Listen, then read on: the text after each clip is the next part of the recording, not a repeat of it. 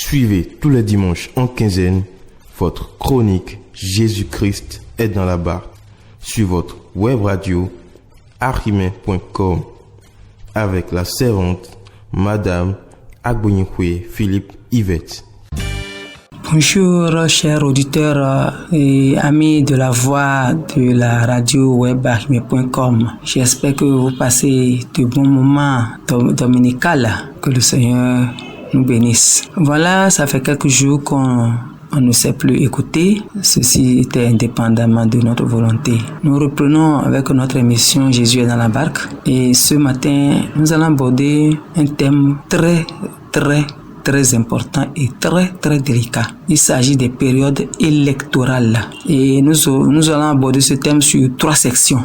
La période pré-campagne, la période électorale proprement dite et la période post-électorale. Ce dimanche, j'ai le plaisir de vous parler un peu du comportement à adopter pendant la période pré-campagne et campagne. Je vais parler du cas général de tous citoyens béninois et du cas particulier des citoyens chrétiens. Nous savons bien que pendant la période de la pré-campagne ou de la campagne, c'est une période où les candidats aux élections, ceux qui ont été retenus pour être candidats aux élections, c'est en cette période qu'ils vantent leur mérite. C'est en cette période pré-campagne ou de campagne que chacun d'entre eux parcourt les hameaux, les villages, les quartiers de ville pour dire ce qu'ils vont faire, ce qu'ils peuvent faire, ce qu'ils savent faire, ce qu'ils vont faire si une fois on les élit président de la République. Alors c'est une période en principe d'être une période de fête. Et comme je l'ai dit dans l'émission Nadia, il y a plusieurs sortes de candidats. Et si toi tu n'aimes pas les gens de taille courte, ou si tu n'aimes pas les gens de taille élancée, ou bien tu n'aimes pas les gens de peau noire ou de teint bronzé, tu es libre de choisir la catégorie de personnes que tu veux. Le mari est libre de choisir ce qu'il veut, la femme également, les enfants également. Le problème est que nous devons tout faire pour être instrument de la paix pendant cette période-là. Au niveau de notre maison, de notre quartier de ville, de notre village, de notre hameau, on doit nous identifier à un canal de paix. Un instrument de paix. C'est-à-dire que là où il y a la bagarre, là où il y a la violence, quand tu apparais, tout se calme. Et à plus forte raison, en tant que citoyen simple, tu as l'obligation de rechercher la paix, de faire maintenir la paix.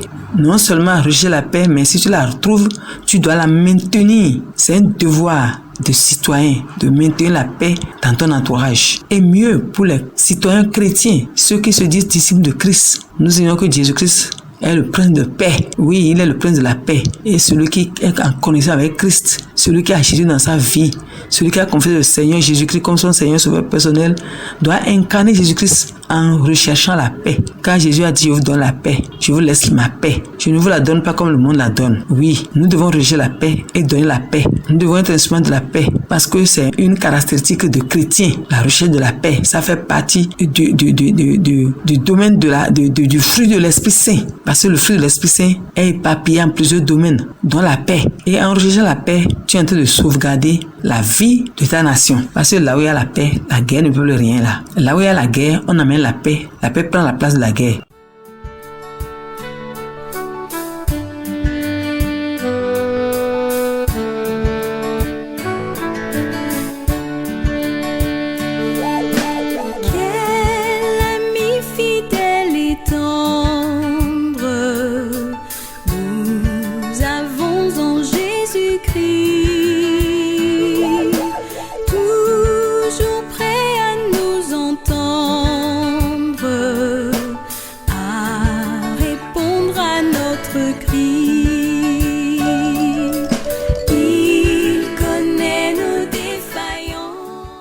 Mon frère, ma soeur, chrétien, petit Christ, nous avons une mission à accomplir pendant cette période. Nous sommes à un mois, moins un jour des élections. C'est le 11 avril prochain. Et il y aura la campagne 2 semaines avant les élections proprement dites. Il y a la pré-campagne déjà. Les gens se préparent. Vous voyez dans les rues les banderoles. Vous voyez des bâches partout. Vous voyez les lieux de rencontre, les lieux de réunion. Il y a toujours des réunions qui se tiennent. Tout ceci annonce le temps de fête. Vous choisissez un président de la République.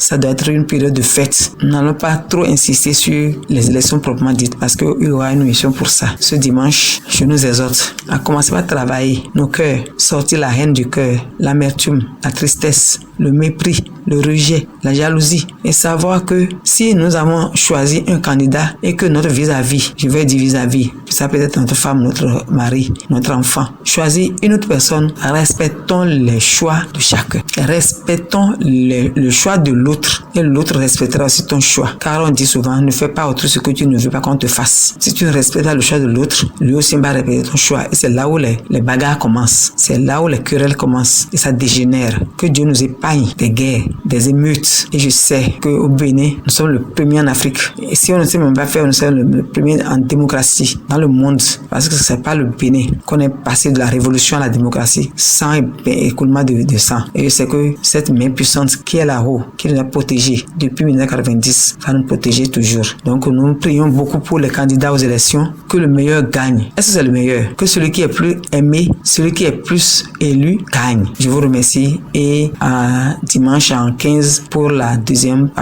section de l'émission. Jésus est de la Barque et ne javira pas. Merci. C'est votre humble servante, Madame Yvette Philippe Agbonyihui. Merci. Vous venez de suivre votre chronique Jésus-Christ est dans la barque sur la web radio arimé.com.